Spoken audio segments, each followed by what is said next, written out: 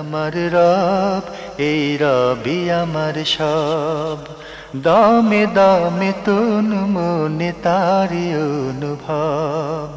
তোমার দুনিয়াতে আমি যেদিকে তাকাই, অথই নিয়ামতে ডুবে আছি সবাই। পাক পাখালির গানে শুনি তসবি কলো রব, তসবি কলো রব। আল্লাহ আমার রব, এই রবি আমার সব। আলহামদুলিল্লাহ, আসসালাতু ওয়াসসালামু আলা রাসূলিল্লাহ। প্রিয় দর্শক, আপনারা যারা দেশে আছেন প্রবাসে, সবাইকে জানাই মাহে রমজানের শুভেচ্ছা। শুরু হলো এনটিভি আয়োজিত এবং লাভেলো নিবেদিত অনুষ্ঠান আপনার জিজ্ঞাসা। আপনাদের সাথে আছি আমি জৈনুল আবেদিন আজাদ। আর আপনাদের মনোজাগা প্রশ্নের জিজ্ঞাসার সরাসরি জবাব দিচ্ছেন বিশিষ্ট আলেম ডক্টর মোহাম্মদ সাইফুল্লাহ। আসসালামু আলাইকুম ওয়া রাহমাতুল্লাহি ওয়া বারাকাতুহু। প্রিয় দর্শক, আমাদের আজকের প্রাসঙ্গিক আলোচনার বিষয় সিয়ামের দাবি। চলুন তাহলে জিজ্ঞাসার আলোকিত ভুবনে আমরা প্রশ্ন নিচ্ছি। আসসালামু আলাইকুম। প্রিয় দর্শক, আপনার পরিচয় দিয়ে প্রশ্ন করুন। হ্যালো, আসসালামু আলাইকুম। ওয়ালাইকুম আসসালাম। আচ্ছা, আমি ইউএসএ থেকে রওশন বলছিলাম। জি বলুন। আমার দুটা তিনটা প্রশ্ন আছে। প্রথম প্রশ্নটা, আমি ওই দিন আপনাদেরকে লাইনে পেয়েছিলাম, আপনাকে বলছিলাম যে আমার মার্চের 28 তারিখে আমি বন্ডগুলো জমা দিব। এখন টাকাটা যদি আস্তে আস্তে ব্যাংকে কবে আসবে আমার সেটা বুঝতে পারবো না। তো এই ক্ষেত্রে আমি কি জাকাতটা কোথা থেকে আদায় করব? আমার ঘরের টাকা দিয়ে, নাকি ওই টাকা যখন আমি হাতে পাবো তখন জাকাত দিতে হবে? জি, আমি কি আপনাকে বুঝাইতে পারছি? জি, পেয়েছেন তো প্রশ্ন? না জি, প্রশ্ন পেয়েছি। জি জি, আপনারা এই প্রশ্ন করেছেন আগে একবার। জি জি জি, আপনার মানে আমার প্রশ্নটা ছিল যে ম্যাচিউর হয়ে গেছে, কিন্তু ব্যাংকে আমার টাকাটা জমা হওয়ার পর আমি জাকাত আদায় করব নাকি তার আগে করতে হবে, এই প্রশ্ন এক। জি।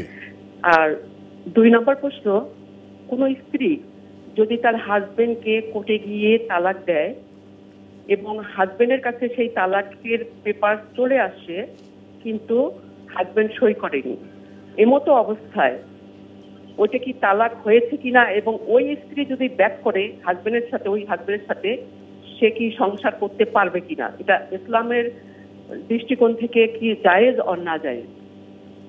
জি, এই দুটা প্রশ্ন। আরেকটা প্রশ্ন, সেটা হচ্ছে মানে একজন হাজবেন্ড সে আর্ন করে, তার আর্ন দিয়ে তার সংসারের খাওয়া দাওয়া খুবই ভালো, কিন্তু বউ যেটা আর্ন করে সেই টাকার থেকে বউয়ের কিন্তু জাকাত দেওয়ার মতন তার কোনো পয়সা থাকে না। প্লাস হাজবেন্ডের লোন আছে 10-15 লাখ এরকম লাখ দ্যাট, কিন্তু বউ যদি জাকাত দেয় সেই জাকাতের টাকাটা কি হাজবেন্ডকে দিতে পারবে বউয়ের আর্ন করা পয়সা থেকে, টাকা থেকে? এই 3টা প্রশ্ন। মানে স্ত্রীও আয় করে না? জি, স্ত্রীও চাকরি করে, তবে হাজবেন্ডের টাকাটা টোটাল সংসারের খরচ হয়ে যায়, প্লাস ওনার লোন আছে আর কি। মানে স্ত্রীকে স্বামীকে জাকাতের অর্থে সাহায্য করতে পারবে কিনা, এই তো? Right right right. ধন্যবাদ আপনাকে। আপনি বেশ কয়েকটি গুরুত্বপূর্ণ প্রশ্ন করেছেন। প্রথমে জাকাত আদায় প্রসঙ্গে, এটা ম্যাচিউরড হয়েছে কিনা, কখন জাকাত দিবেন, এই প্রসঙ্গটি উনি এই প্রশ্ন আগে করেছেন, ধন্যবাদ। প্রথম কথা হচ্ছে, যেহেতু টাকা আপনাকে অবশ্যই রিসিভ করতে হবে, টাকা যদি রিসিভ না করেন আপনি জাকাত দেবেন কোত্থেকে? জাকাত তো লোন করে দেবেন না, ম্যাচিউরড হবে, রিসিভও করতে হবে। আপনি এই টাকাটা যখন ব্যাংকে জমা দিবেন, তারপর যখন টাকাটা গ্রহণ করবেন তখন আপনি জাকাত আদায় করবেন, পরিপূর্ণ টাকা জাকাত আদায় করবেন। জি। আরেকটি প্রশ্ন, যে স্বামী তালাক প্রসঙ্গে স্বামী সই করেনি, এরপর কি সংসার করতে পারবে কিনা? কোর্টের মাধ্যমে যদি তালাক হয়ে থাকে তাহলে এই তালাক কার্যকরী হবে। সেক্ষেত্রে পরবর্তীতে যদি স্বামী সম্মতি দেয় অথবা স্বামী রাজি হয়, তাহলে স্বামী যদি রাজি হয় দ্বিতীয়বার বিয়ে করতে পারবে। তাহলে অবশ্যই বিয়ে হতে হবে, আকদ হতে হবে, দ্বিতীয়বার আকদ হতে হবে। জি। আরেকটি প্রশ্ন করেছেন, স্বামী তো উপার্জন করেন, সব খরচ হয়ে যায়, স্ত্রীও উপার্জন করেন, তো স্ত্রী কি স্বামীরকে জাকাতের অর্থে সাহায্য করতে পারবেন? মানে স্ত্রী তার কাছে টাকা আছে, তিনি সেটাকে স্বামীকে দিতে পারবেন কিনা। প্রথম কথা হচ্ছে মানে স্বামী এবং স্ত্রী এটি মূলত পরস্পরের জন্য সহযোগী। এখন তিনি টাকা রেখে দিচ্ছেন, জমা করছেন, এরপরে এর মধ্যে জাকাত আসতেছে, অথচ স্বামী ভিক্ষুক, অভাব হয়ে গেছে। সুতরাং এই মাসআলা আসলে মানে এটি এই যুগেই শুধুমাত্র কল্পনীয় একটি মাসআলা, অথবা এটাও আমাদেরকে এই প্রশ্নের মুখোমুখি হতে হয়েছে। এটা আসলে ইসলামের যুগে, ইসলামের সোনালী যুগে এর চিন্তা করা দুরূহ বিষয় ছিল, বিবেচনার বাইরে। হাজবেন্ডের লোনও আছে। জি, সেক্ষেত্রে মানে যদি স্বামী অভাবী হয়ে থাকে, ফকির মিসকিনদের একজন হয়ে থাকে, এবং তার যদি তার ইনকাম আছে, সেক্ষেত্রে ইনকাম থাকলে তাকে জাকাত না দেওয়াটাই হচ্ছে বিধান। কিন্তু তারপরে যদি তার লোন থাকে, বড় ধরনের কোনো সমস্যা থাকে, তাহলে জাকাত থেকে দেওয়া জায়েজ। তবে মানে এক্ষেত্রে জাকাত থেকে না দিয়ে নিজের টাকা থেকে দেওয়াটা হচ্ছে সবচেয়ে উত্তম। একটা বিষয় হলো, স্বামী আর্ন করেন, সব যদি খরচ হয়ে যায়, ওনার কাছে যদি অর্থ না থাকে, তো ওনার সাথে জাকাত কীভাবে যুক্ত হবে? কার সাথে জাকাত যুক্ত হবে? স্বামীর সাথে।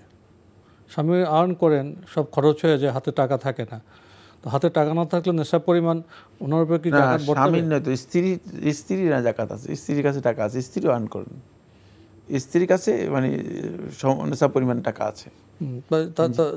স্ত্রীর কাছে যদি নেশাব টাকা, তো স্ত্রী তো জাকাত দেবেন, জাকাত দিতে পারবেন, জাকাত দিবেন। এখন স্বামীকে জাকাত দিবে কেন সেটা বলছেন? আপনি বলছেন যে জাকাত না দিয়ে এমনি অর্থ থেকে সহযোগিতা করতে পারেন। জি, তাহলে জাকাত আপনি বললেন যদি ফকির মিসকিন হয়ে যায় তাহলে দিতে পারবে? অবশ্যই, অভাবী হয়ে গেলে জাকাত দিতে পারবেন। জি, আমরা জানলাম বিষয়টি সম্পর্কে। প্রিয় দর্শক, নতুন প্রশ্নে যাচ্ছি। আসসালামু আলাইকুম, পরিচয় দিয়ে প্রশ্ন করুন।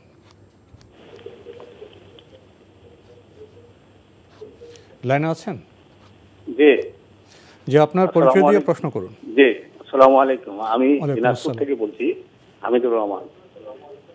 জি, আমি দিনাজপুর থেকে বলছি, হামিদুর রহমান। বলুন। জি, আমার প্রশ্ন হলো যে রমজান মাসে যখন আমরা তারাবি বেতের নামাজ জামাতে পড়ি, জি, বেতের জামাতে পড়েন, হ্যাঁ, তখন এক রাকাত যদি আমার ছুটে যায়, পরবর্তী নামাজ আমি কিভাবে আদায় করব? এক রাকাত ছুটে গেলে? হ্যাঁ, পরে এক রাকাত বাদ দিয়ে আমি দ্বিতীয় রাকাতে জয়েন করলাম। জি। আর কোনো প্রশ্ন আছে? জি, এটাই তো। আমাকে যে তৃতীয় রাকাতে আমি তাকবীর ওই যে দোয়া কোনটা কিভাবে পড়ব? জি, আপনার প্রশ্ন আমরা পেয়েছি, ধন্যবাদ আপনাকে। জি,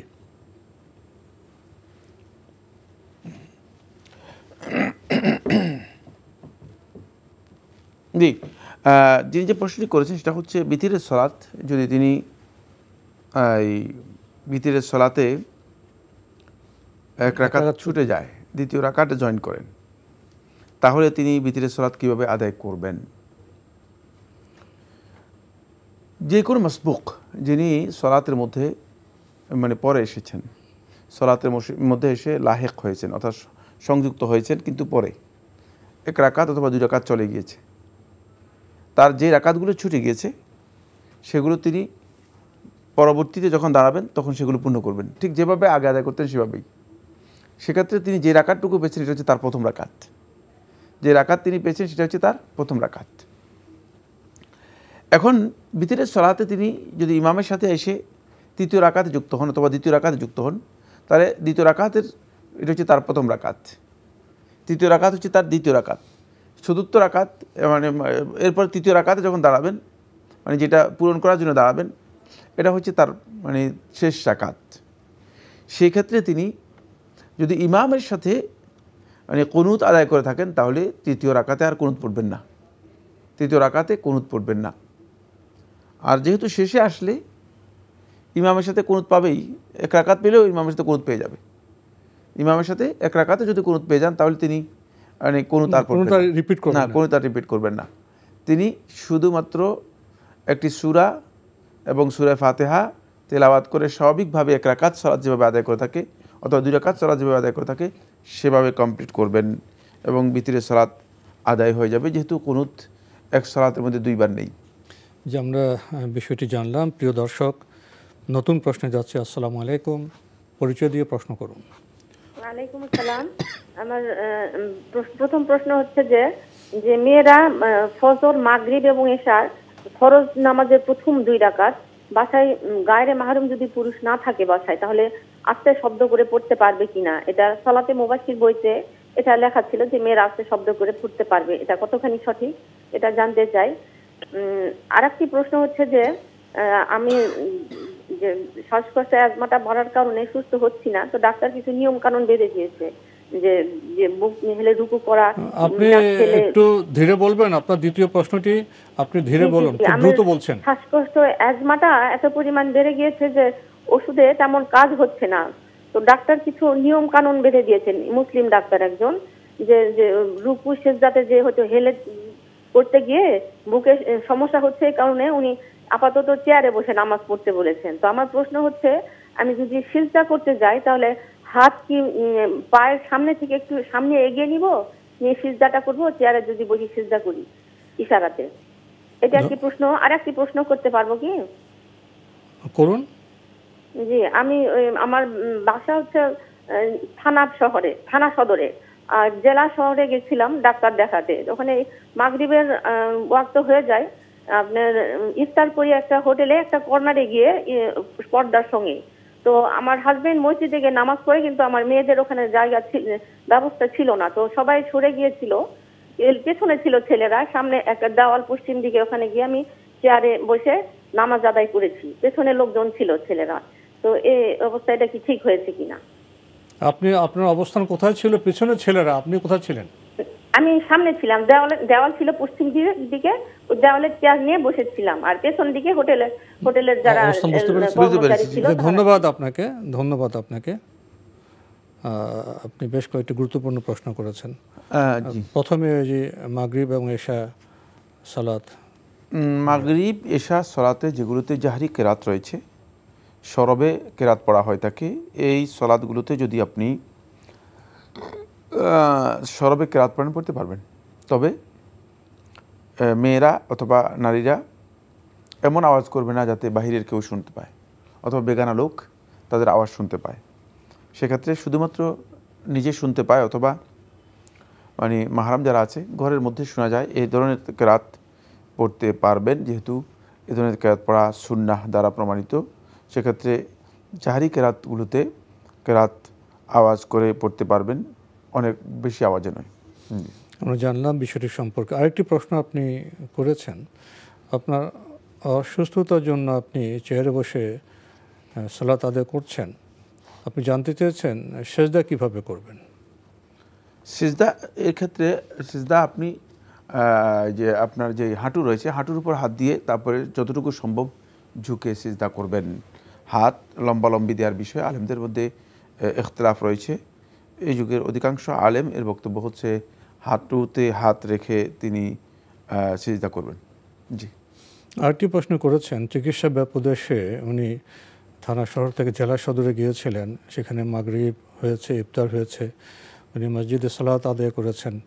উনি বলছেন যে উনি একটা বিশেষ অবস্থানে ছিলেন, পুরুষরা তার পেছনে ছিলেন, এতে হোটেলে এখানে কোনো সমস্যা হচ্ছে? না, সালাতে কোনো সমস্যা হবে না। জি, সালাতে কোনো সমস্যা হবে না, আমরা জানলাম। প্রিয় দর্শক, আমরা নতুন প্রশ্নে যাচ্ছি। আসসালামু আলাইকুম, পরিচয় দিয়ে প্রশ্ন করুন। লাইনে আছেন? জি, আসসালামু আলাইকুম। ওয়ালাইকুম আসসালাম। আমি রাজশাহী থেকে বলছি। আমার 2টি প্রশ্ন। জি, আমার প্রথম প্রশ্নটি হচ্ছে, স্বামী আর স্ত্রী দুইজনের মধ্যে মানে তালাক হয়ে গেছে, হওয়ার পরে স্ত্রী অন্য কোথাও আর বিয়ে করে নাই, তারপর অনেকদিন অতিবাহিত হওয়ার পরে এখন সে কি প্রথম স্বামীকে আবার গ্রহণ করতে পারবে কিনা? স্ত্রী বিয়ে করেনি, এখন কি করবে? হ্যাঁ, মানে সেই স্বামীটাও তাকে ফিরিয়ে নিতে চাচ্ছে, আর মেয়েটাও মানে স্বামীকে বিয়ে করতে চাচ্ছে আবার। তো তা অন্য কোথাও আর বিয়ে হয় নাই। এটা কতদিন পরে? আমরা জানি যে সারাসারি হওয়ার পরে নাকি ওই মেয়ের নাকি অন্য কোথাও সংসার করতে হয়, তারপর সে যদি তালাক দেয় তারপর নাকি প্রথম স্বামীর কাছে যেতে পারবে। না, আমরা জানতে চাচ্ছি যে যে তালাক হয়েছে, এখন আবার সংসার করতে চাচ্ছে, এখানে গ্যাপটা কতদিন হয়েছে, কত মাস হয়েছে, কত বছর? প্রায় 1-1.5 বছর বা 2 বছর এরকম। প্রশ্ন পেয়েছেন তো? না, তালাক কিভাবে হয়েছে সেটা বলতে। তালাক কিভাবে হয়েছে? তালাকটা কিভাবে হয়েছে? তালাক সুন্নাত তরিকার মোতাবেক যেভাবে হয় সেভাবেই হয়েছে, 3 মাসে 3 তালাক। আচ্ছা, তো এখন আবার ঘর সংসার করতে যাচ্ছে, পারবে কিনা এই প্রশ্ন। আর কোনো প্রশ্ন আছে? হ্যাঁ হ্যাঁ, আমার আরেকটা প্রশ্ন আছে। আমার আরেকটা প্রশ্ন হচ্ছে, একটা বাসার মধ্যে মা থাকে আর 14-15 বছরের একটি মেয়ে থাকে, আর কলেজে পড়ুয়া একটি ছেলে থাকে, মানে এক মেয়ে এক ছেলে ওনার। তখন মেয়েটা গরমের দিনে, গরমের কারণে মেয়েদের যে লং গেঞ্জি পাওয়া যায় ঢিলা, এখন ওই গেঞ্জি, প্যান্ট আর ওড়না থাকতে পরে আর কি। তো এটা কি আসলে ভাইয়ের সামনে এভাবে পরে থাকতে পারবে নাকি পারবে না? ঢিলে কি গাউন পরে না? হ্যাঁ, গেঞ্জি আর মেয়েদের ওড়না পরে আপনার, আর ওড়না, হ্যাঁ সাথে ওড়না আছে। লম্বা গাউনের মতো গেঞ্জি পরে ওড়না পরে, এই তো? হ্যাঁ হ্যাঁ, ফুল হাতা গেঞ্জি অথবা হাফ হাতা গেঞ্জি। জি জি জি জি, করতে পারবে কিনা? এখন ভাইয়ের সামনে যেতে পারবে কিনা, এই তো প্রশ্ন। হ্যাঁ হ্যাঁ হ্যাঁ, ধন্যবাদ আপনাকে, ধন্যবাদ আপনাকে। আপনার প্রথম প্রশ্নে যাই, যে তালাকের যে প্রশ্নটি করেছেন। এক্ষেত্রে নতুন করে বিয়ে করার কোনো সুযোগ নেই। অবশ্যই যদি অন্যত্র বিয়ে হয় থাকে, তাহলে তিনি এখানে আবার বিয়ে বসতে পারবেন অথবা বিয়ে করতে পারবেন। নতুন বিয়ে হলে আবার ওখানে তালাক হলে? জি, এখানে তালাক হলে, জি। তারপরে? জি, এছাড়া কোনো সুযোগ নেই যে তিনি আবার প্রথম স্বামীর কাছে বা বিয়ে করতে পারেন অথবা প্রথম স্বামীর কাছে ফিরে আসতে পারেন, সংসার করতে পারেন। জি। আরেকটি প্রশ্ন করেছেন, যে বাসায় মা আছে, মেয়ে আছে, ছেলে আছে। মেয়ে 14-15 বছর বয়স, ছেলেও কলেজে পড়ে। আর বিশেষ বর্ণনা দিয়েছেন, মেয়ে লম্বা গেঞ্জির মতো পরে, উপর ওড়না পরে, এই ড্রেসে কি সামনে আসতে পারবে? না, এই ধরনের ড্রেস পরে মানে যদি কারো, বিশেষ করে যুবকদের সামনে যায়, এটি যে কোনো ধরনের নৈতিক স্খলনের কারণ হতে পারে, সমস্যা হতে পারে, ফিতনার কারণ হতে পারে। সুতরাং এ ধরনের পোশাক পরে যাবে না। শালীন পোশাক পরে যদি সম্ভব হয় সেটা করতে পারেন, কিন্তু আপনি যে পোশাকের বিবরণ দিয়েছেন এই পোশাক হারাম। মানে আপন ভাই বোন হলো? জি জি, সামনে যাওয়া যাবে না, ফিতনার কারণ হবে। জি, ফিতনার কারণ হতে পারে। প্রিয় দর্শক, আমরা জানলাম। নতুন প্রশ্নে যাচ্ছি। আসসালামু আলাইকুম, পরিচয় দিয়ে প্রশ্ন করুন। আসসালামু আলাইকুম। লাইনে আছেন? জি, আসসালামু আলাইকুম। ওয়ালাইকুম আসসালাম। আচ্ছা, আমার প্রথম প্রশ্ন হচ্ছে, আমার ছোট একটা বাচ্চা আছে 2 বছরের। হ্যাঁ, হ্যালো। জি, হ্যাঁ, আসসালামু আলাইকুম। ওয়ালাইকুম আসসালাম, বলুন। হ্যাঁ, 2 বছরের বাচ্চা আছে। তো এখন আমি নামাজ পড়তে মসজিদে যেতে পারি না, বাসায় নামাজ পড়তে হয়। ফরজ নামাজও বাসায় পড়তে হয়। ওই বাচ্চার জন্য? হ্যাঁ, বাচ্চার জন্য। বাসা আর কেউ নেই? না, বাসায় আর কেউ নেই। ও, আর কোনো প্রশ্ন আছে? জি, আরেকটা প্রশ্ন আছে। জি, বলুন। আরেকটা প্রশ্ন হচ্ছে, নামাজে যখন আমি দাঁড়াই তখন অনেক সময় ও বাথরুম বা প্রস্রাব বা যে কোনো একটা কিছুর প্রয়োজন হয়। তো সেই ক্ষেত্রে কি আমি নামাজ রেখে খুব দ্রুত কেমোটা করে আবার নামাজে দাঁড়াতে পারবো? এরকম কোনো কি জানতে চাচ্ছিলাম আর কি। ও, আপনার বাচ্চা অনেক কোনো প্রয়োজন হলে আপনি সে বাচ্চাকে সহযোগিতা করতে পারবেন কি না, এই তো? ধন্যবাদ আপনাকে। আপনার একটি বিশেষ অবস্থা, বাসায় আপনি আছেন এবং আপনার 2 বছরের এক শিশু সন্তান আছে, আর কেউ নেই। আপনি মসজিদে সালাত আদায় করতে যেতে পারেন না, বাসায় সালাত আদায় করেন, ঠিক আছে? ধন্যবাদ। এই ভাইকে খুবই গুরুত্বপূর্ণ প্রশ্ন করেছেন, কিন্তু এই প্রশ্নের মধ্যে একটা প্রশ্ন আছে, সেটা হচ্ছে তো 2 বছরের এই শিশু রেখে তিনি অন্য কাজগুলো কিভাবে আঞ্জাম দেবেন, অবশ্যই এর জন্য একটা ম্যানেজমেন্টের প্রয়োজন আছে, ব্যবস্থাপনা দরকার। অবশ্যই একটা ব্যবস্থাপনার প্রয়োজন আছে। 2 বছরের শিশু, তাহলে আপনি বাকি কাজগুলো কীভাবে আঞ্জাম দেবেন? আপনার তো বাজারে যেতে হবে, অনেক কাজ আপনার জিনিস আনতে হবে, আপনার হয়তো প্রয়োজনে হসপিটালে ডাক্তারখানায় যেতে হবে, ইত্যাদি ইত্যাদি। মোদ্দা কথা হচ্ছে, যদি মসজিদে সালাতের জন্য যেতে না পারেন তাহলে শিশুকে নিয়ে যেতে পারেন। আর যদি সেটাও সম্ভব না হয় তাহলে আপনার জন্য, যদি এই ওজর হয় যে শিশুকে কোনোভাবে আপনি রাখতে পারছেন না এবং তাকে মসজিদেও নিয়ে যেতে পারছেন না, তাহলে আপনার জন্য জায়েজ আছে, আপনি ঘরে সালাত আদায় করতে পারবেন। যেহেতু শিশুর দায়িত্ব এবং শিশুর যদি আশঙ্কা করেন তাহলে সেক্ষেত্রে আপনি বাসায় সালাত আদায় করতে পারবেন। কিন্তু এক্ষেত্রে যেহেতু 2 বছর শিশু, তাকে আপনি আপনার সাথেই মসজিদে নিয়ে যেতে পারেন। মসজিদে শিশুদেরকে নেওয়া জায়েজ না জায়েজ নয়। আপনি সালাত শুধুমাত্র ফরজ সালাতটা আদায় করে চলে আসবেন। ফরজ সালাতের সময় যাবেন, 4 রাকাত 2 রাকাত ফরজ সালাত আদায় করে বাসায় চলে আসবেন। এতে আমার মনে হয় না বড় ধরনের কোনো সমস্যা হবে এবং এটি একটু ব্যবস্থাপনা থাকলেই সম্ভব। জি। আরেকটি প্রশ্ন করেছেন, বাসায় যখন উনি সালাতে দাঁড়ান তখন শিশুর নানা প্রয়োজন দেখা দিতে পারে, সেই সময় উনি কীভাবে সাহায্য করবেন? সেটাও আপনাকে সেভাবে ম্যানেজ করতে হবে। এটা মানে আমাদের এখানে জিজ্ঞেস করার কোনো প্রয়োজন নেই। প্রয়োজন তো আমরা আমাদের সব কিছু ম্যানেজ করি।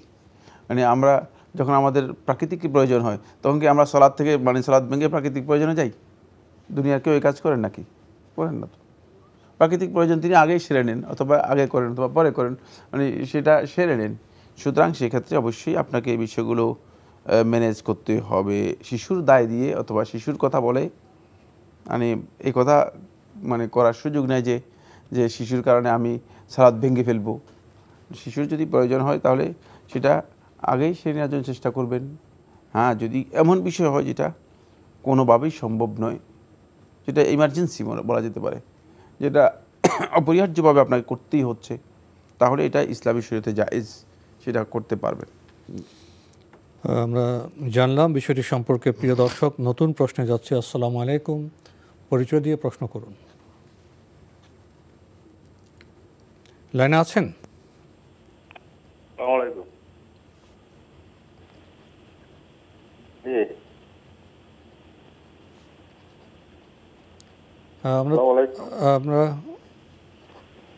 আপনি লাইনে আছেন?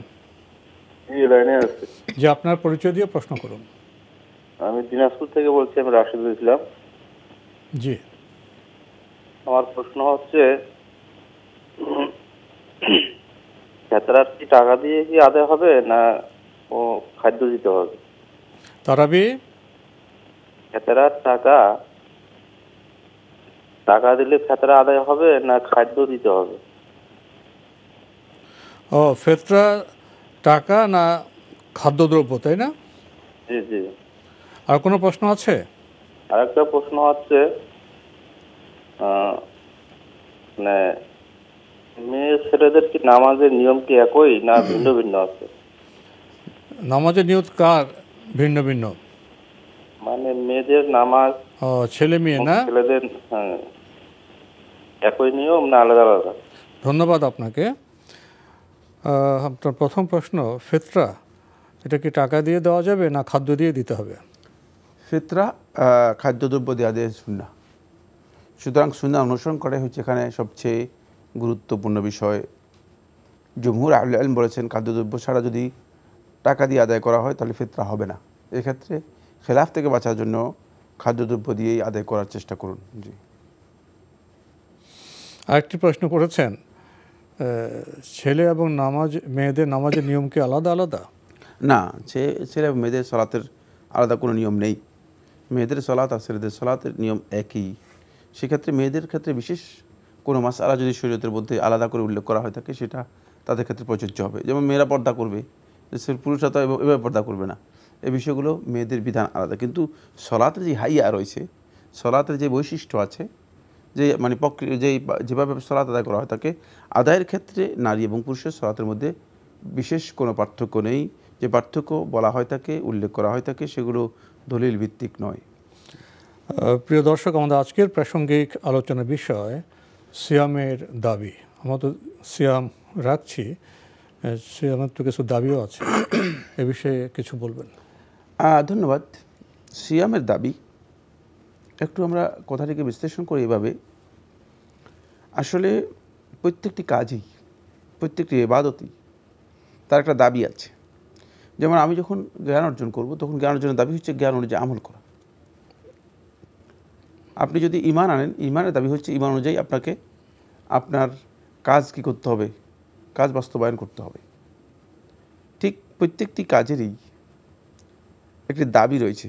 আর এই ইবাদত সিয়াম অত্যন্ত গুরুত্বপূর্ণ একটি ইবাদত। এই ইবাদতের মৌলিক অনেকগুলো দাবি রয়েছে।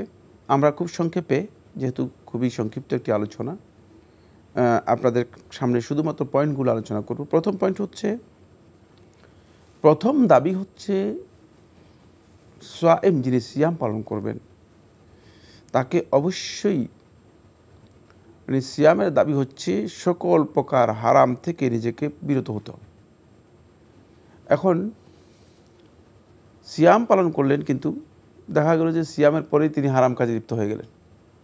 এমনও আমাদের সমাজে মানুষ আছে যারা দেখি যে হারাম দিয়েই সিয়াম ভঙ্গ করেন, মানে হারাম দিয়ে সিয়ামের ইফতার করেন, হারাম দিয়ে সিয়াম শেষ করেন। নাউজুবিল্লাহ। এটি একেবারেই সিয়ামের মৌলিক যে দাবি আছে সেই দাবির পরিপন্থী কাজ। যেই সিয়াম আপনাকে হারাম থেকে বিরত করতে পারলো না, সেই সিয়াম তার দাবি পূরণ করে নেই। সুতরাং প্রথম কাজ হচ্ছে অবশ্যই আপনি হারাম থেকে পরিপূর্ণরূপে বিরত হতে হবে।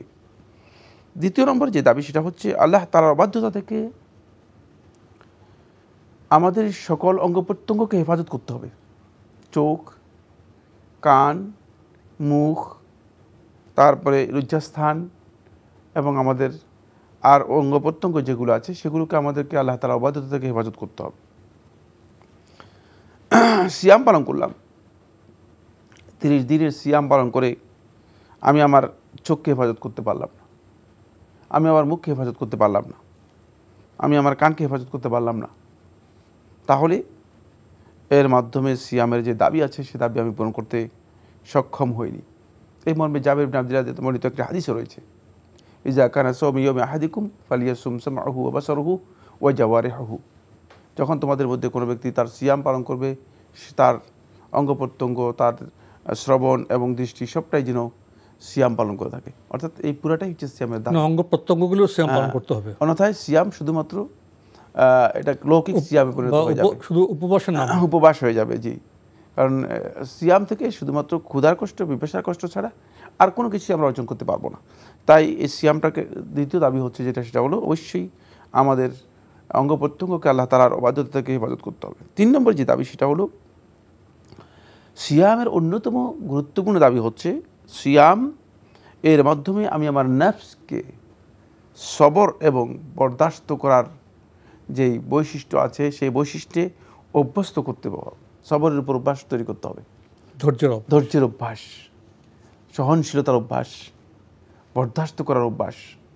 আপনি মানে মানুষ স্বাভাবিকভাবে, মানুষ চিত্তগত দিক থেকে, সৃষ্টিগত দিক থেকে দুর্বল প্রকৃতি মানুষের এই জায়গায় যে মানুষ অস্থির, কোনো কিছুতেই বিচলিত হয়ে যায়। ইজা মাসসাহুল খাইরু মানুআ ওয়া ইজা মাসসাহু শাররু জাজুআ। আল্লাহ তাআলা কোরআনে কারীমে বলে দিয়েছেন যে যখন কোনো ভালো কিছু তাকে পায় তখন চায় যে এটা নিজে পুরাটাই আয়ত্ত করে নেওয়ার জন্য, অন্য কাউকে না দেওয়ার জন্য।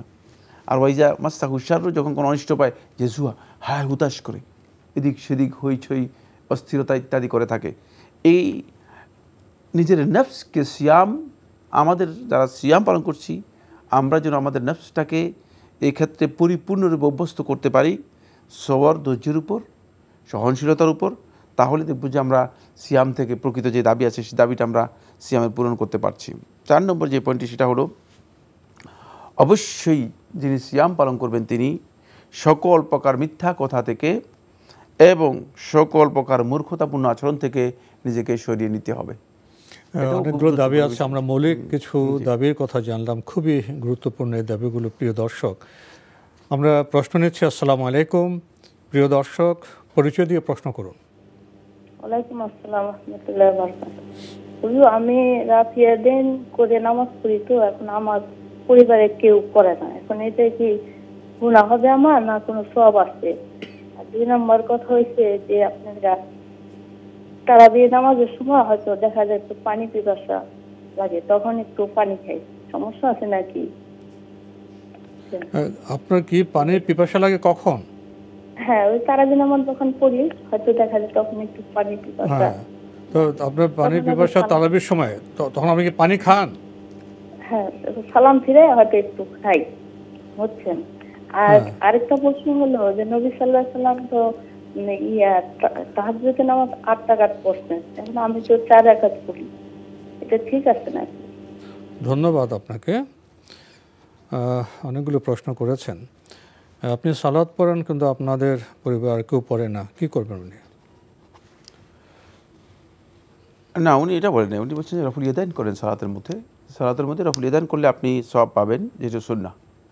সুতরাং রফুল ইয়াদাইন আপনি করতে পারেন, যদিও পরিবারের অন্য কেউ না করে, করতে পারবেন। জি, উনি করেন, আর কেউ করেন না? আর কেউ করে না, জি, সালাতের। আরেকটি প্রশ্ন উনি করেছেন, তারাবির সময় ওনার পানি পিপাসার আগে উনি সালাম ফিরিয়ে পানি খান, ঠিক আছে? অসুবিধা নেই, পানি পান করতে পারবেন। সালাতের মধ্যে পানি পান করলে সালাত হবে না, কিন্তু যখন সালাম ফিরাবেন তখন তো আপনি সালাতের মধ্যে নেই তো। আর তারাবির সালাত অথবা এই যে রাতের নামাজ যেগুলো আছে সেগুলো ধীরস্থিরভাবে আপনি 2 রাকাত পরে মানে অন্য কাজও করতে পারবেন। 2 রাকাত পরে আপনি কিছুক্ষণ ঘুমাতে পারবেন, তারপর আবার বাকি সালাত কন্টিনিউ করতে পারবেন। সুতরাং এক্ষেত্রে পানি পান করলে কোনো ধরনের অসুবিধা নেই, এটা করতে পারবেন স্বাভাবিকভাবেই। যদি দীর্ঘ কিয়াম করে কারো অস্থিরতা আসতে পারে, পানি পিপাসা লাগতে পারে ইত্যাদি ইত্যাদি, সেক্ষেত্রে তিনি অবশ্যই মানে সেটা করতে পারবেন। আরেকটি প্রশ্ন করেছেন, উনি জেনেছেন যে রাসূল সাল্লাল্লাহু আলাইহি ওয়াসাল্লাম তাহাজ্জুদ সালাত 8 রাকাত পড়তেন, উনি কি 4 রাকাত পড়তে পারবেন? রাসূলুল্লাহ সাল্লাল্লাহু আলাইহি ওয়াসাল্লাম বেশিরভাগ সময় 8 রাকাত পড়তেন মর্মে যে হাদিসটি রয়েছে, হাদিসটি সহিহ। এটা রাসূল সাল্লাল্লাহু আলাইহি ওয়াসাল্লাম নিজের জন্য নির্ধারণ করেছেন। রাসূলুল্লাহ সাল্লাল্লাহু আলাইহি ওয়াসাল্লাম রাতের নামাজ, বিতির অথবা তাহাজ্জুদের সালাতকে ফিক্সড করে যাননি, মানে এটা 8 রাকাত, কারণ নফল সালাত ফিক্সড করেন নাই। নফল সালাতের মধ্যে রাসূলুল্লাহ সাল্লাল্লাহু আলাইহি ওয়াসাল্লাম রাকাত সংখ্যা ফিক্সড করেন নাই। সুতরাং সেক্ষেত্রে যদি কোনো ব্যক্তি নিজের জন্য নিজের সুবিধার্থে নফল সালাত ফিক্সড করে নেন, 4 রাকাত, 6 রাকাত, 8 রাকাত অথবা আরও কম বেশি, তাহলে সেটা তার জন্য জায়েজ রয়েছে, তিনি করতে পারবেন। রাতের নামাজের ব্যাপারে রাসূলুল্লাহ সাল্লাল্লাহু আলাইহি ওয়াসাল্লাম যে ইনস্ট্রাকশন দিয়েছেন, যেই দিক নির্দেশনা দিয়েছেন, সেটা হচ্ছে সলাতুল লাইলি মাসনা মাসনা, রাতের নামাজ 2 রাকাত 2 রাকাত করে। সুতরাং 2 রাকাত 2 রাকাত করে আপনি পড়তে পারবেন। সেক্ষেত্রে রাকাত সংখ্যা রাতের নামাজের ফিক্সড বা নির্ধারিত নয়। আমরা জানলাম খুবই গুরুত্বপূর্ণ বিষয়ে। প্রিয় দর্শক, নতুন প্রশ্নে যাচ্ছি। আসসালামু আলাইকুম, পরিচয় দিয়ে প্রশ্ন করুন। আসসালামু আলাইকুম হুজুর। ওয়ালাইকুম আসসালাম। জি, আমি চট্টগ্রাম থেকে সাইদ বলছি। হুজুর, আমার জাকাত বিষয়ক একটা প্রশ্ন হচ্ছে, আমি আমার যে সঞ্চয় আছে বিভিন্ন ব্যাংকে, সে সব মিলিয়ে 12 লক্ষ টাকা আছে এখন। 12 লাখ টাকা? 12 লাখ টাকা, জি জি। কিন্তু আমি স্যার হুজুর এই গত অক্টোবরে আমরা সম্মিলিতভাবে বিভিন্ন ব্যাংকার একটা জায়গা কিনে বিল্ডিং করছি, সেখানে আমার কিছু ওই ধার দেনা হয়ে গেছে ব্যাংক এবং হ্যান্ড লোন, সেটা এখন 24 লক্ষের মতো এই বছর। আমি গত বছর জাকাত দিয়েছি, এখন এই বছর কি আমার জাকাত দিতে হবে? আসলে নিয়মটা জানা নেই। এটা আপনি যে আপনার বিল্ডিং করেছেন, আপনারা সেখানে কি 24 লাখ টাকা আপনার কি ঋণ? 24 লক্ষ টাকা ঋণ, 31 লক্ষ টাকা লেগেছে, এর মধ্যে 24 লক্ষ টাকা আমি ঋণ করেছি আর কি। আপনি ঋণ না, এখন আপনার ঋণ টিন তো করলেন, এখন আপনার কাছে বছর শেষে ক্যাশ কত আছে? 12 লক্ষ টাকা? না, ওই যে আমার যেটা আছে ব্যাংকে সেটা তো ভাঙাইনি, বিভিন্ন ওই যে সঞ্চয় ব্যাংকে আপনার সঞ্চয় আছে 12 লক্ষ টাকা, ওই টাকার তো আপনি লাভ পান না। লাভটা হচ্ছে জমা হয়, এখন পাই না। জমা হচ্ছে, জি, ওটা ফিক্স জমা হচ্ছে না, ফিক্সড না? ফিক্সড না, মানে হচ্ছে মাসে মাসে জমা হচ্ছে, তো ওটা লাভও ওখানে থেকে যাচ্ছে, আমি এখন নিতে পারছি না। তো এখন আপনার কি জাকাত হবে কিনা এই তো প্রশ্ন? জি জি জি জি, জাকাতটা কি আমার এখন টাকা দিতে হবে কিনা? আর কোনো প্রশ্ন আছে? না হুজুর, ধন্যবাদ আপনাকে। পেয়েছেন তো? জি, প্রশ্ন পেয়েছি। এই ভাইয়ের যেই 12 লক্ষ টাকা সঞ্চয় আছে, সেটাতে আপনাকে জাকাত দিতে হবে। জাকাত আপনাকে দিতে হবে, যেহেতু আপনার ক্যাশ রয়েছে। এই 12 লক্ষ টাকার আপনার কাছে যদি 1 বছর থাকে, আপনাকে জাকাত দিতে হবে। হিসাব কষে 2.5% জাকাত আদায় করে দেবেন। আমরা জানলাম বিষয়টি সম্পর্কে। প্রিয় দর্শক, নতুন প্রশ্নে যাচ্ছি। আসসালামু আলাইকুম, পরিচয় দিয়ে প্রশ্ন করুন। লাইনে আছেন? প্রিয় দর্শক, লাইনে থাকলে পরিচয় দিয়ে প্রশ্ন করুন। আমার নাম মাহবুব নুরুজ্জামান। আমার প্রশ্ন হচ্ছে, মসজিদে ইমাম সাহেব বলে ওই ফিতরার টাকা ওই 115 ভাই, আপনি একটু ধীরে বলবেন, খুব দ্রুত বলছেন তো, আপনাকে তো আমাদের বুঝতে হবে। আপনি একটু ধীরে বলুন আপনার প্রশ্নটি। মসজিদের ইমাম সাহেব যে বলে এই ফিতরার টাকা 115 টাকা দিতে লাস্ট, তো ওইটাও কি তার নগদ টাকা দিব নাকি খাদ্য দিতে হবে? ফিতরা জি জি, মানে টাকা দিবে না খাদ্য দিবে, এই তো? জি জি, ধন্যবাদ আপনাকে। খাদ্য দেবেন, এটাই সুন্নাহ। সেক্ষেত্রে টাকা 115 টাকা যেটা বলেছেন সেটা যথাযথ নয়। খাদ্যদ্রব্য আদায় করবেন, এটাই সবচেয়ে উত্তম। জি, আমরা জানলাম বিষয়টি সম্পর্কে। প্রিয় দর্শক, নতুন প্রশ্নে যাচ্ছি। আসসালামু আলাইকুম, পরিচয় দিয়ে প্রশ্ন করুন। লাইনে আছেন? হ্যাঁ, লাইনে আছি। জি, আপনার পরিচয় দিয়ে প্রশ্ন করুন। সেলিনা বেগম বলতেছি, বুঝছেন? জি, বলুন। হ্যালো, আমরা আপনাকে শুনতে পাচ্ছি, আপনার পরিচয় দিয়ে প্রশ্ন করুন। আমি রংপুর থেকে সেলিনা বেগম বলতেছি। জি, বলুন। যে আমার প্রশ্ন হচ্ছে, আমার স্বামী, বুঝছেন, আমার স্বামী নামাজ রোজা কোনো কিছুই করে না, বুঝছেন, এমন সে পরকিয়া করে হুজুর।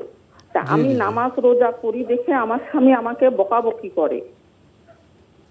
তা আমার স্বামীর কথা যে আমি শুনি না, এটা কি আমার পাপ হবে? আপনার কেন পাপ হবে? না, আমি তার কথা শুনি না, আমি নামাজ রোজা করি। জি জি জি, এটা কি আমার পাপ হবে? আর এখানে একটা বিষয়, আপনি যে এই বিষয়টা আপনার স্বামী সম্পর্কে বিষয়টা আমাদের বলছেন, আপনারা কি আপনার পারিবারিকভাবে বা আপনারা কি তাকে সংশোধনের চেষ্টা করছেন? হ্যাঁ, করতেছি হুজুর, কিন্তু সে কথা শুনে না, আমাকে বকাবকি করে। ঠিক আছে, ঠিক আছে। তা আর কোনো প্রশ্ন আছে? হ্যাঁ, আর স্বামী স্ত্রী কোনো সম্পর্ক নাই আমার সাথে। জি, তো এখানে কি প্রশ্ন আপনার? স্বামী স্ত্রী সম্পর্ক নেই, তো এখানে কি জানতে চাচ্ছেন? আমি জানতে চাচ্ছি এটা কি আমার পাপ হবে নাকি? পাপ হবে আপনার? জি, এটা আমি জানতে চাচ্ছি। জি জি, ধন্যবাদ আপনাকে। তাকে অনেকভাবে বলি কিন্তু সে কোনো কথা শুনে না। জি জি জি, ধন্যবাদ আপনাকে। আপনি বলছেন যে আপনার স্বামী নামাজ পড়ে না, রোজা রাখে না, পরকিয়া করে, আপনি সংশোধনের চেষ্টা করলে, ভালো কিছু বললে আপনাকে বকাবকি করেন। এর সাথে আবার আপনি যুক্ত করেছেন স্বামী স্ত্রী আপনার সম্পর্ক নাই, এতে কি আপনার পাপ হবে কিনা? আসলে কয়েকটা বিষয় যুক্ত করে দিয়েছেন। প্রথম কথা হচ্ছে, যদি শরীয়তের কোনো বিষয়ে, দ্বীনের কোনো বিষয়ে তিনি আপনাকে বাধা দেন, আপনাকে নিষেধ করেন বা করতে আপনাকে অনুমতি না দেন, সেক্ষেত্রে আপনি যদি তার সেই কমান্ড অথবা সেই নির্দেশ অথবা সেই ধরনের কথা না শুনেন, এতে আপনার গুনাহ হবে না। যেহেতু লা তাআতা লিমাখলুকিন ফি মাসিয়াতিল্লাহ, আল্লাহ তাআলার অবাধ্যতায় কোনো মাখলুকের কোনো আনুগত্য নেই। সুতরাং এক্ষেত্রে স্বামীর আনুগত্য করা মোটেও জায়েজ নেই, মোটেও সুযোগ নেই। তিনি আপনাকে সালাত আদায় করতে নিষেধ করবে, সিয়াম পালন করতে নিষেধ করবে, পর্দা করতে নিষেধ করবে, আর আপনি গুনাহ হবে এই মর্মে তার কথা শুনবেন না, এর কোনো সুযোগই নেই।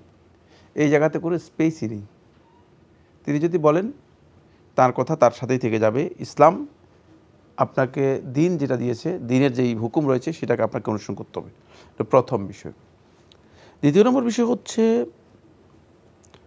পারিবারিক প্রয়োজনে অথবা ব্যক্তিগত প্রয়োজনে যদি স্বামী আপনাকে কোনো বিষয় বলে অথবা কোনো কাজ করতে নির্দেশ দেয়, আর সেটা যদি আপনি স্ত্রী হিসেবে লঙ্ঘন করেন, না শুনেন তার কথা, মানে যেহেতু স্বামীর কথাই শুনলাম না, তাহলে আপনি অবশ্যই গুনাহগার হবেন।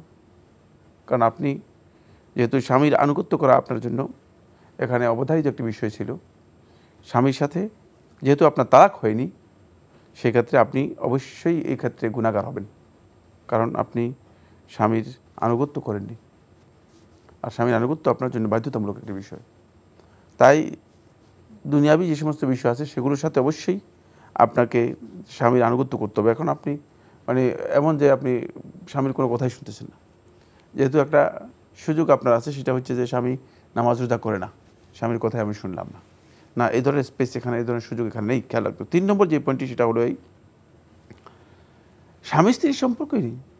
সুতরাং স্বামী মানে হিসেবে আসলে তাকে স্বামী হিসেবে স্বীকার করে নেওয়া, তার অধীনে তার স্ত্রী হিসেবে থাকা, মানে এর কোনো ভিত্তি আছে বা প্রয়োজন আছে কি না। যদি না হয় তাহলে সেক্ষেত্রে আমি মনে করি থাকি যে ডিভোর্সের মাধ্যমে আলাদা হয়ে যাওয়াই উত্তম। এটা পারিবারিকভাবে সিদ্ধান্ত নিয়ে ডিভোর্স করাই উত্তম। যেহেতু সম্পর্কই নেই, মানে স্বামী স্ত্রীর সম্পর্ক যেই কারণে, যে বিষয়ে ইসলাম অনুমোদন দিয়েছে, সে লেতাস খুনু ইলেই, হ্যাঁ একটা মানসিক প্রশান্তির বিষয় আছে, একটা মানে নৈতিক পবিত্রতার বিষয় আছে, পারস্পরিক যেই প্রয়োজনীয় মানে শারীরিক যে প্রয়োজন আছে সেই প্রয়োজন মেটানোর বিষয় রয়েছে।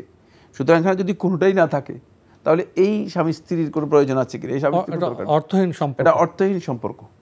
এই সম্পর্ককে ইসলাম কন্টিনিউ করতে বলে না, ইসলাম এই সম্পর্কের কোনো প্রয়োজন নেই। সেক্ষেত্রে মানে আপনার জন্য বৈধ রয়েছে যেটা, সেটা হলো আপনি এখান থেকে সুন্দরভাবে নিয়ম অনুযায়ী ডিভোর্সের মাধ্যমে আলাদা হয়ে যাওয়া। যেহেতু আপনার এই সম্পর্ক থাকা আর না থাকা দুইটাই সমান, দুইটাই সমান। এ বিষয়ে অবশ্য মানে সিদ্ধান্ত নেওয়ার ক্ষেত্রে অবশ্যই বিবেচনা করতে হবে, আরও পারিবারিকভাবে বিষয়টি বোঝার চেষ্টা করতে হবে, বসা এবং বিবেচনা করার চেষ্টা করতে হবে। আমরা প্রশ্ন নিচ্ছি। আসসালামু আলাইকুম প্রিয় দর্শক, পরিচয় দিয়ে প্রশ্ন করুন। আসসালামু আলাইকুম। ওয়ালাইকুম আসসালাম। আমি তারিকুল ইসলাম বলছি নরসিংদী থেকে। জি বলুন। জি, আমার প্রশ্নটা হচ্ছে, আমরা যে নামাজ পড়ার সময় সহু সিজদা দেওয়া হয়, ইমাম সাহেব সহু সিজদা দেয় কোনো ভুল হলে। জি। তো আমি জানতে চাচ্ছি, মনে করেন আমি একটা জামাতে গেলাম মসজিদে, যাওয়ার পরে দেখলাম শেষ বৈঠক চলছে, আমি 1 রাকাত নামাজে পড়তে পারিনি। তো এখানে আমি সাথে ইমাম সাহেবের সাথে বসে থাকলাম, তখন উনি একটা সালাম ফিরালো। আমি কিন্তু জানি না এটা কি নামাজ শেষের সালাম নাকি সহু সিজদার সালাম। ওই ক্ষেত্রে কি আমি সালামটা সাথে সাথে দিয়ে ফিরাবো কিনা, নাকি আমি বসে থাকবো কিছুক্ষণ? আমার প্রশ্নটা কি বোঝাতে পেরেছি? জি জি জি, এটা একটা অ্যান্সারটা দিবেন। আর আমরা তো তখন, আমি যখন বুঝবো যে সহু সিজদা দিচ্ছে, তখন আমার সাথে সাথে 2টা সিজদা দিতে হবে তাড়াতাড়ি করে, তাতে আমার কোনো ভুল হবে কিনা। ধন্যবাদ আপনাকে। আর একটা প্রশ্ন করবো স্যার, প্লিজ। আর প্রশ্ন আছে? জি জি বলুন। এটা বলতে চাচ্ছি, আমি মনে করেন ঈদের জামাতে গেলাম, যে দেখলাম যে আমি একটা জামাত 1 রাকাত জামাত হয়ে গেছে নামাজ। ওই ক্ষেত্রে 1 রাকাত নামাজ আমি কি একা আদায় করবো, কি আগে করবো না পরে করবো? এটা যদি একটু ব্যাখ্যা দিতেন খুব ভালো হতো। অনেক সময় হয়ে যায় আর কি, যে 1 রাকাত নামাজ হয়ে গিয়েছে, আমি 2য় রাকাত পেয়েছি, সেক্ষেত্রে আমি 1 রাকাত নামাজ কিভাবে আদায় করবো? জি জি জি, ধন্যবাদ আপনাকে। খুবই গুরুত্বপূর্ণ দুটি প্রশ্ন আপনি করেছেন। প্রথম প্রশ্ন সাহু সিজদা সম্পর্কে। নামাজে সাহু সিজদা দেওয়ার ব্যাপারে আপনি বলেছেন যে ইমাম সাহেবকে যদি আমি গিয়ে পাই যে তিনি শেষ বৈঠকে আছেন, এখন তিনি সালাম ফিরিয়েছেন সিজদায় সাহু দেওয়ার জন্য, তাহলে আমি কি করব? আপনি ইমাম সাহেবকে অনুসরণ করবেন, আর কিছুই না। ইমাম সাহেব যেটা করবে সেটা করবেন। ইমাম সাহেব যদি একদিকে সালাম ফিরায়, একদিকে ইমাম সাহেব সালাম ফিরানোর পরে সালাম ফিরাবেন। তারপর আপনি দেখবেন যে ইমাম সাহেব কি দ্বিতীয় দিকে সালাম ফিরায় কি না। যদি দ্বিতীয় দিকে সালাম না ফিরে সিজদা দেয়, তাহলে আপনি ইমাম সাহেবের সিজদা দিবেন, ইমাম সাহেবের সিজদা দিবেন। তারপরে সিজদা দেওয়ার পরে ইমাম সাহেব যেভাবে করে সেভাবে অনুসরণ করবেন। এখানে ইমামের অনুসরণ করা মুতাবাআতুল ইমাম, এই ক্ষেত্রে ইমামের অনুসরণ করা ফরজ, অন্যথায় সালাত সঠিক হবে না। আরেকটি প্রশ্ন করেছেন, ঈদের জামাত 1 রাকাত পাননি, বাকি 1 রাকাত কিভাবে আদায় করবেন? ওই যে 1 রাকাত পাননি, সে 1 রাকাত আপনি মানে 2য় রাকাত হিসেবে আদায় করে নেবেন। 2য় রাকাত হিসেবে মাসবুক যেভাবে সালাত আদায় করে থাকে সেভাবে আদায় করবেন। এখানে একটি মাসআলা আসবে, সেটা হচ্ছে তাকবীরাতুজ যাওয়াইদ, অতিরিক্ত যে তাকবীর আছে সেগুলো কি আপনি দেবেন একাকি? হ্যাঁ, বিশুদ্ধ বক্তব্য হচ্ছে আপনি সেই তাকবীরাতগুলো দেবেন। সেক্ষেত্রে ঈদের যে তাকবীরাতগুলো আপনার ছুটে গিয়েছে সেই তাকবীরাতগুলো আপনি দিবেন, যে তাকবীরগুলো ছুটে গিয়েছে। যদি আপনি মানে আপনার 60 তাকবীর ছুটে যায়, 5টা দিয়েছেন, তাহলে আপনি 60টা দিবেন। জি আমরা জানলাম বিষয়টি সম্পর্কে। প্রিয় দর্শক, নতুন প্রশ্নে যাচ্ছি। আসসালামু আলাইকুম, পরিচয় দিয়ে প্রশ্ন করুন। লাইনে আছেন? জি জি জি, আপনার পরিচয় দিয়ে প্রশ্ন করুন। জি, আসসালামু আলাইকুম। আমি মিরপুর থেকে সামিয়া বলছিলাম। জি, ওয়ালাইকুম আমি আসসালাম। বলছিলাম যে একটু আগে যে উনি বললেন হুজুর যে যাকাত, যে ক্যাশ থাকলে যাকাত দিতে হবে যদি ঋণও থাকে। এখন আমার আব্বু ইন্তেকাল করেছিলেন, উনি এক ইমাম সাহেবের কাছে প্রশ্ন করছিলেন যে আমার এরকম লোনও আছে আবার ক্যাশও ছিল, উনি বলছেন যে আমাদের নাকি যাকাত দেওয়া লাগবে না। এখন আমরা কি আমার আব্বুর তরফ থেকে কি যাকাতটা কি দিতে পারবো? আপনার বাবা কি এখন জীবিত নাই? জি জি না, ইন্তেকাল করেছেন। ও, আর কোনো প্রশ্ন আছে? জি না, আমি শুধু এটাই বলতে চাচ্ছি, আমার আব্বু আপনাদের অনুষ্ঠান অনেক রাত করে দেখতেন, মানে 3টা 3:30 আপনার অনুষ্ঠান মনে হয় আব্বু 14 বছর ধরে দেখতেন। আপনি একটু দোয়া করে দিবেন, মানে আপনাদের সবার কথা শুনতেন অনুষ্ঠানে, যারা যা ইসলামী অনুষ্ঠান হতো, মানে আপনাদের এগুলোর মধ্যে সবকিছু চলতেন, ওই সুন্নত মতো চলতেন। জি জি জি, ধন্যবাদ আপনাকে। দোয়া করবেন আব্বুর জন্য। আপনি বাবার জন্য আপনি উপলব্ধি করছেন। আপনার প্রশ্নটা হলো, এক আলেমকে জিজ্ঞেস করার পর তিনি বলেছিলেন আপনার বাবাকে যেহেতু আপনার ঋণ আছে আপনাকে যাকাত দিতে হবে না। আপনি আমাদের থেকে শুনলেন যে ঋণ তো থাকতে পারে, কোনো ক্যাশ থাকলে যাকাত দিতে হবে। এখন আপনার মধ্যে একটা উপলব্ধি জেগেছে যে আপনার বাবা তো আর জীবিত নেই, ইন্তেকাল করেছেন, এবং বাবার পক্ষে যে যাকাতটা দেওয়ার সেটা কি ওনারা দিতে পারবেন? হ্যাঁ, দিতে পারবেন। আল্লাহ সুবহানাহু ওয়া তাআলার হক হাক্কুল্লাহি আহকু আন ইউফা আন ইউস্তাউফা। আল্লাহর হক যেটা সেটা আপনি আদায় করে দিতে পারবেন, কোনো অসুবিধা নেই। যেহেতু আল্লাহ সুবহানাহু ওয়া তাআলার হক রয়ে গিয়েছে, যিনি ফতোয়া দিয়েছেন তিনি হয়তো কোনো দৃষ্টিভঙ্গি সামনে রেখে ফতোয়া দিয়েছেন। বাকি বিশুদ্ধ কথা হচ্ছে, যেহেতু টাকা ছিল, ক্যাশ টাকা ছিল, তাহলে এর মধ্যে যাকাত ওয়াজিব হয়েছে, এবং যে হিসাব যদি আপনার কাছে থাকে সেই হিসাব কষে আপনি তার পক্ষ থেকে সেই যাকাত আদায় করে দিতে পারবেন। ওনার বাবার জন্য দোয়া চেয়েছেন। আমরা আল্লাহ তাআলার কাছে দোয়া করি, আল্লাহ সুবহানাহু ওয়া তাআলা তাকে তার ভুল ত্রুটি থাকলে সেগুলো ক্ষমা করে দিন, আর তাকে আল্লাহ রাব্বুল আমিন জান্নাত দিয়ে আল্লাহ সুবহানাহু ওয়া তাআলা রহমতের চাদরে তাকে আচ্ছাদিত করুন। আমরা নতুন প্রশ্নে যাচ্ছি। আসসালামু আলাইকুম, প্রিয় দর্শক, পরিচয় দিয়ে প্রশ্ন করুন। আসসালামু আলাইকুম। ওয়ালাইকুম আসসালাম। আমার প্রশ্নটি হচ্ছে, আমার আব্বা ইন্তেকাল করেছেন 2013 সালে। তা আমার আব্বার কোনো জায়গায় দিনাগ্রস্ত আছে কিনা আমি অনেক খোঁজ খবর নিয়েছি। তা এক জায়গায় 102 টাকা দিনা পেয়েছিলাম, সেটা পরিশোধ করেছি। তা আমার প্রশ্নটা হচ্ছে যে আব্বা হয়তো পারে কোনো জায়গায় দিনা আছে, আমরা জানি না, হয়তো আমার আব্বা জানে আর আল্লাহ জানে। এখন এই ক্ষেত্রে যদি দিনা থেকে থাকে আমরা জানি না, তা আব্বার সেই দিনাটা কিভাবে আল্লাহর জন্য মাফ করে দেয়, এটার জন্য আমাদের করণীয় কি? জি, আপনাকে আর কোনো প্রশ্ন আছে? আমাদের আর দ্বিতীয় প্রশ্নটা হচ্ছে যে আমরা ফিলিস্তিনে দেখছি অনেক শিশু খুব কষ্টে আছে, অনেকে মারা যাচ্ছে। তা আমরা সবাই দোয়া করতেছি বিভিন্ন রাষ্ট্র থেকে, তা আল্লাহ কোনো সহযোগিতা করছেন না, কেন এমনটা হচ্ছে? তাদের জন্য একটু প্রশ্নটা আমার থেকে গেছে আপনাদের কাছে, আল্লাহ কি তাদের সাহায্য করছেন না? ধন্যবাদ আপনাকে। আপনি দুটি প্রশ্ন করেছেন। প্রথম প্রশ্ন, আপনার বাবা ইন্তেকাল করেছেন 2013 সালের দিকে, তো তার কোনো দেনা আছে কি না আপনারা জানেন না, খোঁজ নেওয়ার চেষ্টা করেছেন, জানতে পারেননি। যদি দেনা থাকে কি করবেন? না, যেহেতু আপনাদের কাছে কেউ ক্লেম করেনি, কেউ দাবি করেনি, খোঁজ নেওয়ার চেষ্টা করেছেন, আপনারা খোঁজ নেওয়ার চেষ্টা করেছেন কিন্তু কেউ দাবি করেনি, সেক্ষেত্রে আপনাদের দায়িত্ব আপনাদের শেষ। বাকি যদি কেউ দাবিদার কোনোদিন আসেন অথবা কিয়ামতের দিন করেন, সেটা আল্লাহ সুবহানাহু ওয়া তাআলা ফয়সালা করবেন। কিন্তু এক্ষেত্রে আপনারা যদি আপনার বাবার জন্য কোনো কিছু করতে চান, তাহলে আপনাদের জন্য উত্তম পথ হচ্ছে তার জন্য সদকায়ে জারিয়া করে দেয়া অথবা তার জন্য দান করা।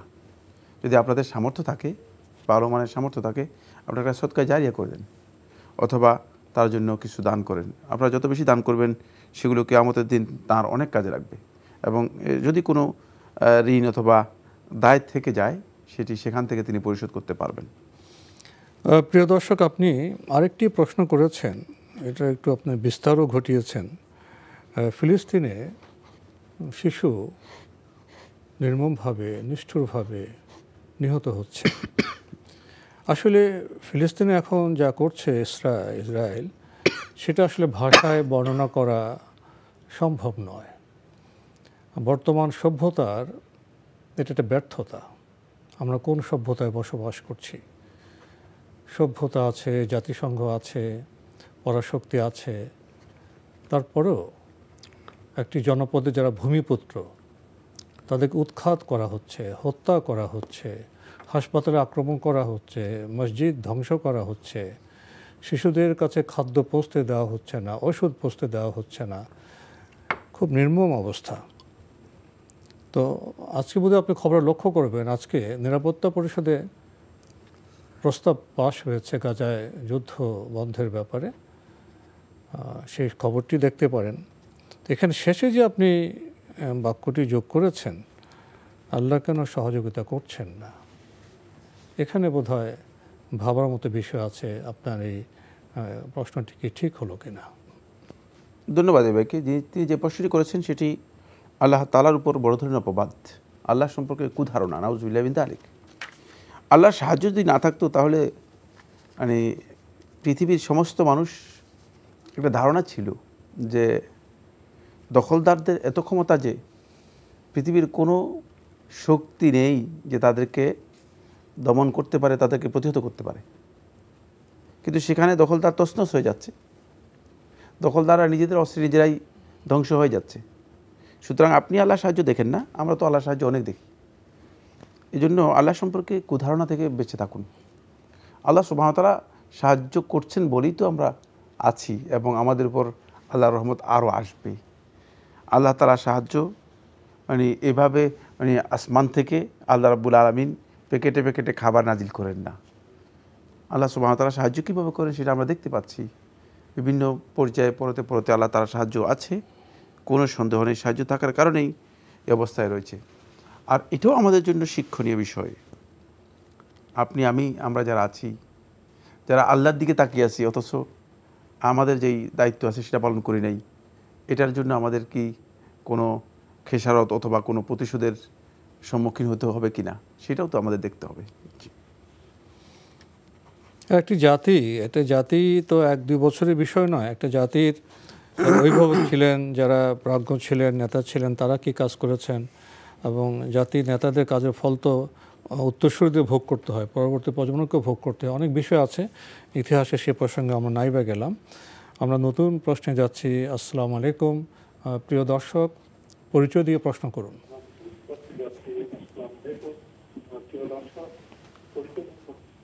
আসসালামু আলাইকুম। ওয়ালাইকুম আসসালাম হুজুর। ওয়ালাইকুম আসসালাম। জি, আপনার পরিচয় দিয়ে স্পষ্ট করে ধীরে প্রশ্নটি করবেন। জি জি, আমি মিরপুর থেকে বলছি। জি বলুন। আমি মিরপুর থেকে আমেনা বলছি। জি বলুন। যে আমার একটা প্রশ্ন ছিল, আমার কিছু টাকা আর কি ধার নিচ্ছে, কিছু কি বেশ অনেকগুলি টাকা, 11 লক্ষ টাকা ধার নিচ্ছে একজনে এমনি। তো ওই টাকার উপরে কি আমার কোনো জাকাত আসবে কিনা? আপনার টাকা কত আছে? একজনে 11 লক্ষ টাকা নিচ্ছে, আরেকজনে 10 লক্ষ টাকা নিচ্ছে ধার। একজনের ধার হিসাবে নিচ্ছে, ওইখান থেকে আমার আর কি উনি খুশিয়ে কিছু টাকা দেয়, এটা কি আমার কোনো পাপ হবে কিনা? না, আপনার কাছে এখন টাকা আছে কি? একজন 11 লক্ষ দিচ্ছে, একজন 10 লক্ষ, 21 লক্ষ? জি। আচ্ছা, তো এই জাকাত হবে কিনা? আর আপনার গহনা আছে? জি, গহনা আছে 5-7 ভরির মতো হবে, আর ব্যাংকে 4 লক্ষ টাকা আছে। গহনা 500 ভরি আছে। আপনি তো বললেন 11 লক্ষ 10 লক্ষ, আরও টাকা আছে? হ্যাঁ, ব্যাংকে আছে আমার 4 লক্ষ টাকা। ব্যাংকে 4 লক্ষ? জি, আর গহনা আছে 6-7 ভরির মতো হবে, এটা ব্যবহারের গহনা। জি জি, ধন্যবাদ আপনাকে। পেয়েছেন তো প্রশ্ন? প্রশ্ন পেয়েছি। তার কাছ থেকে কেউ কেউ টাকা ধার নিয়েছেন, একজন 12 লক্ষ, একজন 10 লক্ষ। সেই টাকা দিচ্ছেন না, যদি এই টাকা আপনাকে না দেন তাহলে আপনার এই টাকার উপর জাকাত আসবে না। কিন্তু আপনার যে ক্যাশ টাকা আছে ব্যাংকে 4 লক্ষ, এতে জাকাত আসবে। এই টাকার আপনাকে জাকাত দিতে হবে। আর স্বর্ণ অলংকার যদি হয় থাকে তাহলে জাকাত আসবে না, ব্যবহারের জন্য যদি হয়। পরিমাণ তো কম, 500 ভরি বলতে, 500 ভরি হলে জাকাত আসবে না, যেহেতু এর মানে 85 গ্রাম হচ্ছে এর নেসাব। সুতরাং এর চেয়ে যদি কম হয় তাহলে জাকাত আসবে না। তাহলে ব্যাংকে জমা যে 4 লাখ ওটার উপর জাকাত আসবে। এখানে একটি বিষয় তিনি উল্লেখ করেছেন, সেটা হচ্ছে যারা এখান থেকে তার কাছ থেকে ধার নিয়েছেন অথবা ঋণ নিয়েছেন, বলছে যে খুশি হয় কিছু টাকা আপনাকে মাসে মাসে দেয়, এতে গুনাহ হবে কিনা? মহা গুনাহ হবে, এটা হারাম, সুদ হচ্ছে। শুধু গুনাহ নয়, মহা গুনাহ হবে। যদি ইনভেস্ট করেন ভিন্ন মাসআলা, ইনভেস্ট করা আপনার জন্য জায়েজ। কিন্তু যেহেতু তিনি ঋণ নিয়েছেন, দান নিয়েছেন আপনার কাছ থেকে, তাহলে তার কাছ থেকে কোনো ধরনের অতিরিক্ত গ্রহণ করা আপনার জন্য জায়েজ নেই। সেক্ষেত্রে আপনি এটি গ্রহণ করতে পারবেন না। আমরা জানলাম বিষয়টি সম্পর্কে। প্রিয় দর্শক, নতুন প্রশ্নে যাচ্ছি। আসসালামু আলাইকুম, পরিচয় দিয়ে প্রশ্ন করুন। লাইনে আছেন? হ্যাঁ, লাইনে আছি। আসসালামু আলাইকুম। ওয়ালাইকুম আসসালাম। জি, আমার প্রশ্নটা, কোরআন তেলাওয়াত কি প্রথম থেকে শুরু করে ধারাবাহিকভাবে 30 পারা পরে খতম করতে হবে, না আমি 3-4 জায়গায় বসি, তো অফিস, তারপরে বাসা, গাড়িতে থাকে, তো এইভাবে যখন যে পারা আমার সামনে থাকে কোরআন শরীফের, ওখান থেকে পরে 30 পারা পর্যন্ত পড়লে কি খতম হবে কিনা? আর কোনো প্রশ্ন আছে? আর চলন্ত অবস্থায় বা গাড়িতে থেকে যদি কোরআন তেলাওয়াত করতে থাকি, তখন সেজদা আসলে সেই সেজদাটা করার নিয়ম কি? গাড়িতে কোরআন পড়লে সেজদা? হ্যাঁ হ্যাঁ, ধন্যবাদ আপনাকে। আপনি বলছেন যে পবিত্র কোরআন তেলাওয়াতের বিষয়টি, এটা কি প্রথম থেকে শুরু করে ধারাবাহিক শেষ করতে হবে? আপনি বলছেন যে আপনি 3-4 জায়গায় বসেন, অফিসে যখন যেটা সামনে পড়ান সেভাবে পড়বেন, আর গাড়িতে তেলাওয়াত করার সময় যদি সেজদার আয়াত আসে কি করবেন? ধন্যবাদ, খুবই গুরুত্বপূর্ণ প্রশ্ন। প্রথম কথা হচ্ছে, শুধু যদি কোরআন তেলাওয়াত করতে চান, এমনি তেলাওয়াত করলেন কিছুক্ষণ, মানে কোরআনে কিছু আয়াত তেলাওয়াত করলেন, তাহলে আপনি যে কোথাও যেভাবে যেখান থেকে আপনি তেলাওয়াত করতে পারেন তেলাওয়াত করতে পারেন। ফাকরাউ মা তায়াসসারা মিনাল কোরআন, তোমরা কোরআন থেকে যতটুকু সম্ভব তেলাওয়াত করো। তাহলে আপনি মানে কোরআন যেখানে পান সেখানে যতটুকু সম্ভব তেলাওয়াত করলেন। কিন্তু কোরআন তেলাওয়াতের অন্যতম গুরুত্বপূর্ণ একটি বৈশিষ্ট্য এবং আদব এবং সালাফদের কাছ থেকে প্রমাণিত আমল হচ্ছে যেটা, সেটা হলো কোরআন তেলাওয়াত করা প্রথম থেকে শেষ পর্যন্ত খতম করা। প্রথম থেকে শেষ পর্যন্ত খতম করতে যদি চান তাহলে অবশ্যই আপনাকে ধারাবাহিক নিয়মে পড়তে হবে। ঘরে যতটুকু পড়েছেন এখান থেকে, মানে যখন অফিসে যাবেন অফিসে সেখান থেকে পড়বেন, অফিস থেকে যখন কোথাও কোনো কাজে যাবেন সেখানে গিয়ে একটু নোট থাকতে হবে। হ্যাঁ, নোট থাকতে হবে। মসজিদে যাবেন, মসজিদে ওখান থেকে পড়বেন।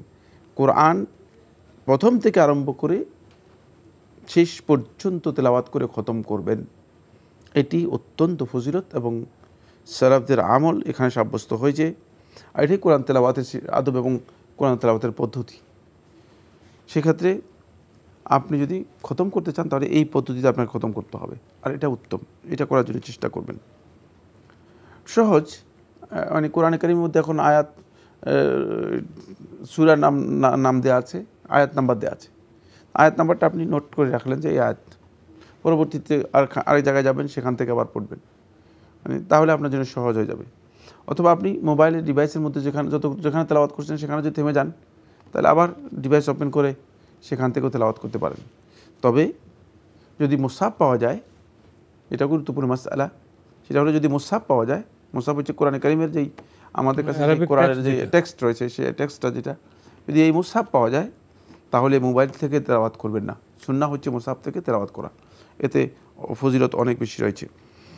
এরপরে বলেছেন চলন্ত অবস্থায় যদি কোনো কারণে সিজদা মানে সিজদা তেলাওয়া এসে যায়, তেলাওয়াতের সিজদা এসে যায়, তাহলে যেভাবে আছেন সেভাবেই সিজদা করতে পারবেন। আল্লাহু আকবার বলে সিজদায় চলে যাবেন, সিজদা যে দোয়াগুলো আছে সেগুলো পড়বেন, তারপরে উঠে যাবেন, আর কিছুই না।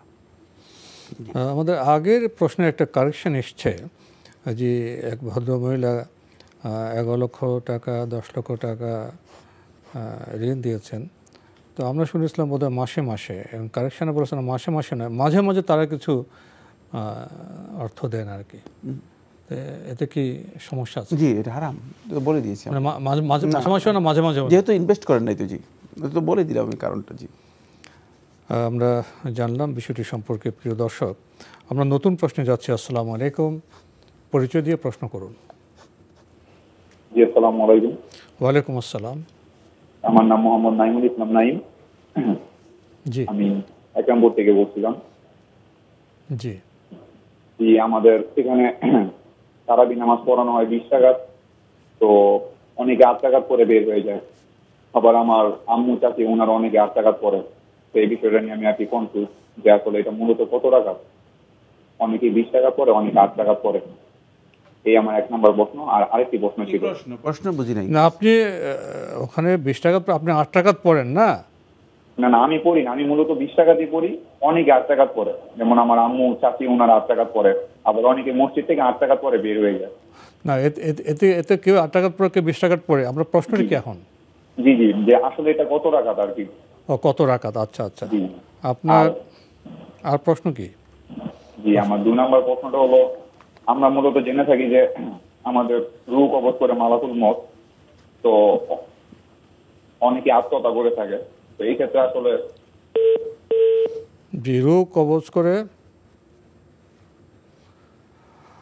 লাইনটা বোধহয় কেটে গেল। আমরা আপনার প্রশ্নে যাচ্ছি। তারাবির সালাত প্রসঙ্গে আপনি বলছেন কেউ 20 টাকাত পরে, কেউ 8 টাকাত পরে। আসলে তারাবির সালাত কত রাকাত? না, তারাবির সালাতের রাকাত সংখ্যা নির্দিষ্ট নয়। যদি কেউ 8 টাকাত পরে পড়তে পারেন, যে 20 টাকাত পরে পড়তে পারেন, দুইটাই বৈধ। যার যতটুকু সামর্থ্য রয়েছে, আরও কমও পড়তে পারবেন, আরও বেশিও পড়তে পারবেন।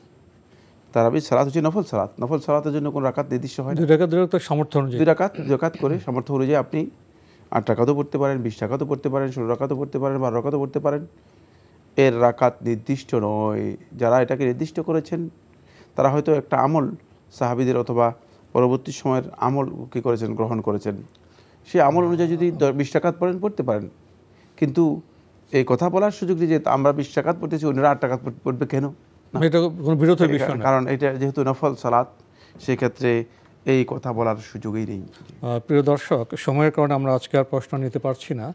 তবে আপনাদের অবগতির জন্য জানাতে পারি, আপনার জিজ্ঞাসা অনুষ্ঠানটি আপনারা এনটিভি অনলাইনেও দেখতে পারবেন। ভিজিট করুন www.ntbbd.com। এছাড়া ইউটিউবে এবং আমাদের ভেরিফাইড ফেসবুক পেজে অনুষ্ঠান দেখতে পারবেন। প্রিয় দর্শক, আপনাদের অনেক ধন্যবাদ। আপনারা রাত জেগে প্রশ্ন করেছেন। আপনাদের প্রশ্নের মাধ্যমে আমরা ইসলাম সম্পর্কে জানতে পেরেছি। আপনাদের ধন্যবাদ জানালে ডক্টর মোহাম্মদ সাইফুল্লাহ ভাই, আপনাকেও তো অনেক অনেক ধন্যবাদ জানাতে হয়। আপনি আমাদের সময় দিয়েছেন, উপকৃত করেছেন। আল্লাহ আপনাকে উত্তম যাজা দিন। আল্লাহ আমিন। আপনাকে অনেক ধন্যবাদ। আপনি গভীর রাতে প্রোগ্রাম সঞ্চালন করেছেন, জাযাকুমুল্লাহ খাইর। জি, প্রিয় দর্শক, দেখা হবে ইনশাল্লাহ আগামীকাল একই সময়ে। মহান আল্লাহ আমাদের সবাইকে নিরাপদে রাখুন শান্তিতে। আসসালামু আলাইকুম। আল্লাহ আমার রব, এই রবি আমার সব। দামে দামে তুন মনে তারি অনুভব। তোমার দুনিয়াতে আমি যেদিকে তাকাই, অথই নিয়ামতে ডুবে আছি সবাই।